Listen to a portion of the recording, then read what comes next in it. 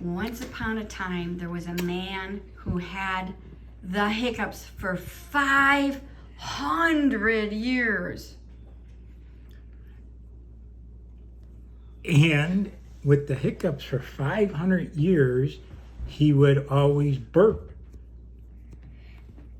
He had the hiccups since he was 1 year old because now he is 501 years old. And now, whenever he hiccups and burps, he goes, hiccup, burp, cha-cha-cha. It almost sounds like a song when he's hiccuping. So I asked him to be in my band.